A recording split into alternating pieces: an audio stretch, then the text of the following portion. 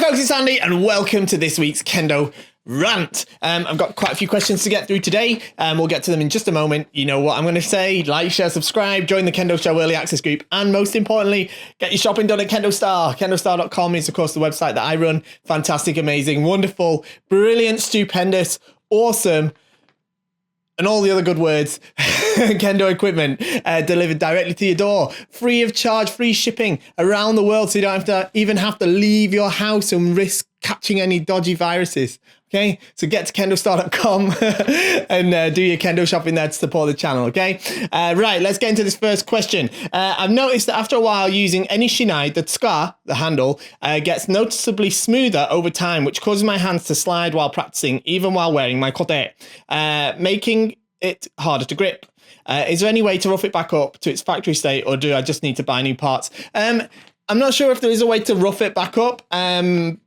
And I don't think you necessarily need to buy new parts. It does kind of happen to most Shinai with use. Obviously, it's as you kind of impact on the grip and sort of sweat into it and stuff. It sounds to me, if I'm honest, if you're struggling to grip it, you're not quite gripping it properly. You should have enough grip in your bottom three fingers on your left hand, particularly, and to some extent on your right hand as well, but particularly on your left hand as you grip the Shinai, they should be holding it tight enough so it doesn't slip around in your grip, even if the tsuka is smooth. Okay, so it's the same with a bokuto, right? If you use a bokken or a bokuto, they're smooth and slippery normally, right? So you have to grip them tightly with your little finger and your ring finger. All right, so I think it's the way that you're gripping the Shinai rather than a problem with the Shinai itself. All right, it's quite normal for them to go kind of smooth with time. So have a look at how you're gripping the Shinai. Next one, would you mind explaining the differences of materials used for the kendogi and hakama? Is there a significant difference in each material? So yeah, sure. So let's look at the kendogi for a start. There's three main different material, well, four main different materials that we use. It's roughly divided into synthetic and cotton. All right, so we have cotton kendogi. We've got three of those that we offer. We have the KendoStar Essentials kendogi. That's a cotton kendogi. It's just a simple, straightforward, decent quality, but it's not dyed with izome, so it won't turn you all blue and stuff. It's particularly good for beginners, or if you just want something nice and easy for practice. Simple cotton kendogi. All right, it's a single layer, so it's just a single layer of cotton sewn into the shape of a kendogi so that you can wear it for kendo practice. Then the next one we've got is the kioi, which is a kirarizashi. Okay, it sounds kind of similar, but it's basically it's a single layer cotton kendogi. Now, what a single layer cotton kendogi is, you've got two types of cotton kendogis where you've got single layers and you've got double layers. So the double layer has a layer of cotton on the outside, which is usually dyed with izome, which is a traditional Japanese indigo dye.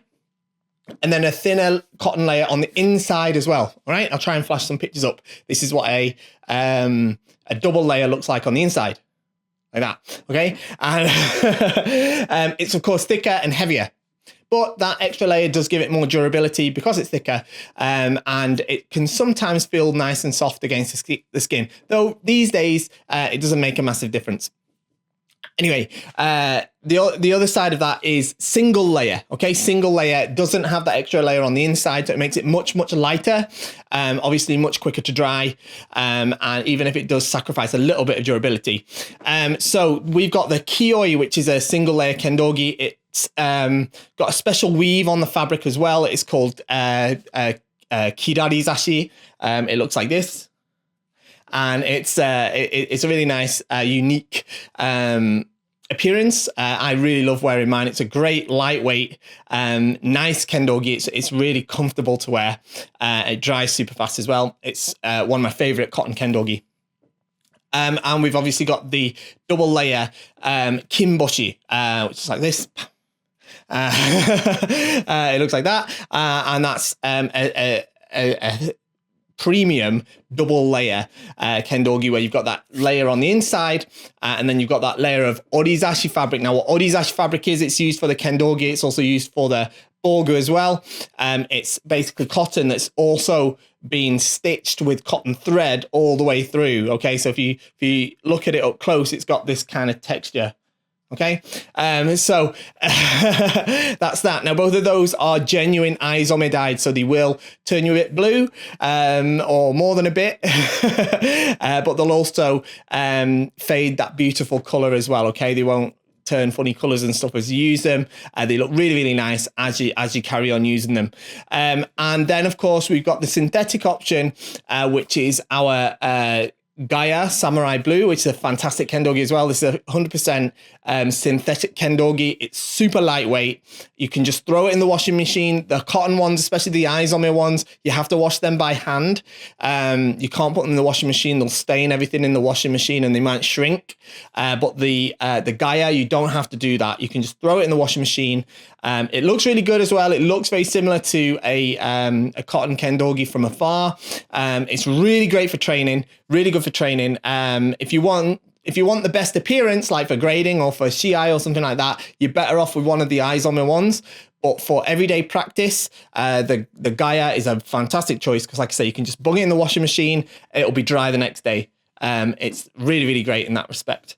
And same goes to the Hakama. Basically, we've got the synthetic type Hakama and you've got cotton type Hakama. We've got the two synthetic ones.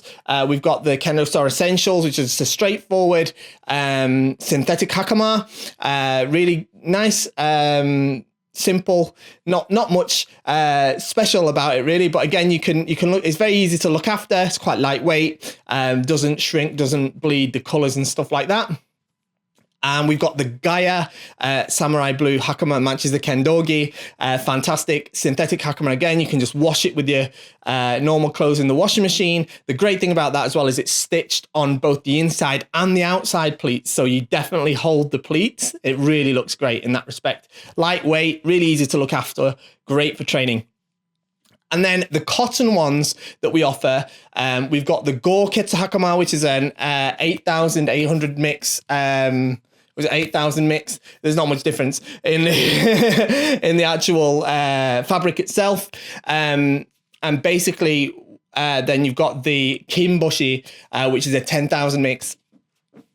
Cotton. What they represent, what those numbers represent, the 8,000 and the 10,000, is how many fibers per sort of square inch or centimeter. I'm not sure exactly how it's worked out. How many actual cotton threads are woven into the fabric. So it's how tightly the cotton threads are packed into the weave of the fabric. Right. So of course, the lower the number, the fewer cotton threads there are, which means that the Hakama is lighter. It's more porous, and it's obviously quicker drying. But on the downside, it doesn't tend to hold the pleats quite as well. So that's why we don't have anything lighter than 8,000. The Gorketsu is about as light as you go if you want it to look nice and continue looking nice. And then the 10,000 that we've got with the Kimboshi, it's obviously tailored super nice. That's a really nice, thick, heavyweight Hakama that really holds the pleats very, very nicely. And it's perfect for those sort of special occasions that you want to really look your best. I wore one in my sit-down exam, and yeah, it worked for me. Next question. Right, since we're all stuck at home, how is the Fudisen Suburi Shinai for Suburi at home with a low ceiling? I've never held one. Is it a good approximation to Suburi with a real Shinai? So I talked about this a lot in the Suburi at home video. Basically, yeah, it's great if you've got a low ceiling. It's not exactly the same as doing a Shinai Suburi with a normal Shinai, because the length is different. Of course, it feels somewhat different, but it's a great option if you haven't got a high ceiling and you haven't got much room to swing around. It's heavier than a normal Shinai as well, so it'll help you build up some muscles. So yeah, go and watch the video that I did about Suburi at home, and the Suburi along video as well. Watch that, especially talking about everybody being stuck at home. It's a great time to do some Suburi at home. I did a video the other day where we do Suburi together. Okay, so you can bang that on the TV and you can follow along and do some Suburi, and I'll give you some pointers as we go along as to what you need to concentrate on. Next one. Sometimes during Keiko, I'm absolutely on fire. My soul is roaring. My waza are on point. My posture is that of a king. Wow, fantastic. I feel great and proud. Wow. But that happens only sporadically, without control. Does that happen to you? And my other senpai in the comments, because he's in the KendoStar Early Access group. Have you found a way to make sure such energy more voluntary? Make such energy more voluntarily available. So I can't say that I've got the posture of a king, but yeah, I know what you're saying. I know exactly what you're talking about. Yeah, every now and again you have these days where you go to Keiko and you just tear it up. You're on fire, like you say, and it's sporadic. And I think I'm not speaking for everyone, but like my feeling for that is yeah, I think that's kind of normal. My feeling is most of the time you go to Keiko and you feel like you didn't do as well as you wanted to. Okay, for the most part, that happens to me most of the time. Probably 19 out of 20 practices I go to, and then you get the one where you feel really great. And my impression is all those ones where you're going and you're not feeling it, you don't feel like you did well enough, you don't feel like you did so good. I think that's where you're really improving. I think that's where you're really making the progress. And then every now and again you kind of level up, or you overcome a hurdle, and bam, it all comes together, and what you've been struggling through has suddenly all clicked into place and it works. And then you start again from the beginning and you repeat that process, and you kind of slowly go up that way. I really think that's how it works. And I do think what you're going through is normal. I hope that makes sense. In your opinion, is there a right time to wear a Kendogian hakama? If so, when? Should I do it before learning how to put on the borger or after borger? Thanks a lot. So, yes, you need to learn to wear the Dogen hakama before you wear a borger. The right time to wear a Kendogian hakama, in my opinion, is when you're able to do strikes with fumikomiyashi. Okay? When you are able to do strikes with fumikomiyashi and your teacher can see your footwork clearly, and they're happy that you're doing strikes from Kobayashi, that's a good time to be allowed to wear the Kendogian hakama. Before that, it's a bit difficult for your teachers to see what's going on under there. Next one. Any recommendations on starting Kendo later in life? I just started with my son, who is 9. I have a background in Iaido and Aikido. So Kendo is very different to Iaido and Aikido, first of all. But there are a few things that are similar, certainly conceptually. There is no point in your life when it's too late to start Kendo, okay? It's great that you're starting together with your son. Lots of people do that in Japan too. I think the best thing you can do is just go along, be really open-minded, just follow the teachings of your sensei. There's lots of people, probably in your position, a similar age to you, that also start out in Kendo as well. So don't worry about starting Kendo later in life. It's not an age thing. You're not even at an advantage for being younger necessarily. Just follow the teachings of your sensei, and watch the Kendo Zero to Shodan series that I put out. I'm on episode 3 now. We've got episode 4 coming out hopefully this week. So watch those as well, and I really think that will help you as well. All right, but don't ever resign yourself to thinking, oh, I'm too old to start, or this is hard because I'm old, or something like that. You can definitely do it. So yeah, just go and give it your best. Next one. Do you know of any good reading about practicing Kendo through World War II in Japan? I'm thinking about everyone needing to practice in isolation. So you mean during the times where Kendo was like illegal or whatever it was under the occupation, the American occupation of Japan? I don't know much about that at all. I don't recommend you do that whilst you're supposed to be isolating because of the current virus situation. But I know what you're saying. I don't really know much about where you would read about that. Probably the best place for Kendo historical stuff is kenshi247.net. George over there is fantastic at Kendo history, much better at it than I am. So get over to kenshi247.net, have a look at that. And any books or content that's put out there by Alex Bennett Sensei, because he's a genius on all things Kendo, to be honest, not just its history. So yeah, anything to do, anything that he's put out as well. He's got loads of books out. Definitely go and have a look at them.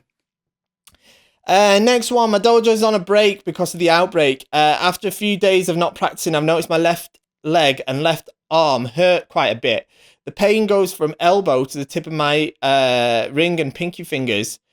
I think this might be because I'm gripping the Shinai too tightly. How should I grip the Shinai in a proper way and not have it cause pain? I really want to practice at home now, but I'm afraid that if I don't let my arm rest, I'll make the pain worse. Do you have any advice on diminishing the pain to help my arm recover?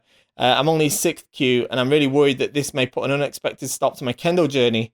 Thanks for the great videos. Okay. I'm not going to give you medical advice, all right? Just not going to do that, okay? But yeah, it sounds probably like you're gripping the Shinai too hard. My advice is stop, wait for the pain to completely disappear before you try again, all right? I definitely think that's what you should do. You will not forget how to do Kendo in the space of a week or two, all right? If it's still hurting after that, you need to seek medical attention, okay? That's about as far as I'm prepared to probably say. Right, this is the last one. My question is on trust, depending on the viewership and such.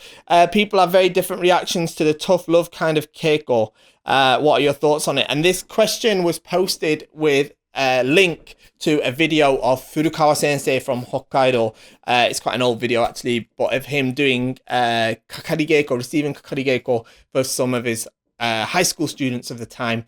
I actually commented that I thought it was quite gentle, but I can see why for many that aren't used to it, it does look a little bit like tough love, shall we say. And yeah, it's the thing is it depends on the context, all right? This sort of thing, things like mukaizuki and kind of hooking the Shinai. I'll try and put some pictures up again of what we're talking about from the video.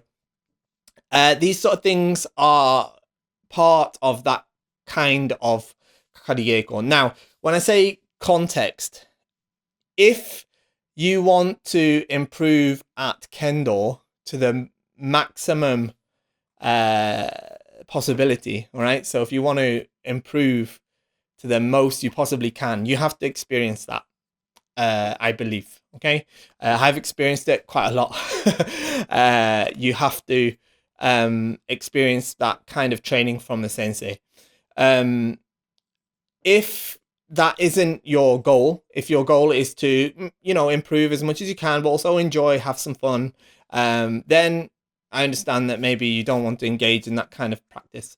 But if the video that you posted shows a teacher with his high school students, their job, the reason they're at that high school is solely to become better at Kendo, not to enjoy Kendo, not to have fun, not to think that that was a good, enjoyable practice. It's solely to improve their Kendo ability and to become stronger players. They will probably go on to become police officers, those sort of people. And that's very hard spiritual training, all right? To throw yourself against sensei like that you know is you're going to receive the mukaitsuki or have your attacks parried or shoved off balance, that sort of thing. That's part of the traditional spiritual training that is entwined into the culture of Kendo improvement, because Kendo is about training our character, polishing our spirit by overcoming our weaknesses, and the real opponent in this situation is yourself, not the person that you're practicing with. It's quite difficult, and it is in the context of that video, it's appropriate practice. It's difficult to understand certainly from a Western perspective, because we don't often have that kind of thing, especially these sort of days. And I'm not necessarily, and definitely don't go out there and start beating up your students like that, because you have to understand the context of the reasons your students or any students are attending the dojo. Not everybody is coming to a Ken dojo in the West to become the world champion which literally the students of that school could go on to become in that video. Not everybody is doing that. Now, some people are, all right? So there's a point in which you have to develop a relationship, a trusting relationship between the sensei and the student in order for that kind of practice to happen. And it is indeed mutually consensual. It's not abusive or bullying or anything like that. But it can easily be misunderstood as that from the outside. It's very, very difficult. Okay, but I do think it's important if you want to become the best at Kendo as you possibly can. If that's what you want. So that's it. Okay, that's it for today. I hope you enjoyed. Don't forget to like, share, subscribe, all that sort of thing. Join the Kendo Show Early Access group, link in the description. That's where you can post questions. And most importantly, don't forget, shop KendoStar.com. Thanks for watching. See you next week. Bye-bye.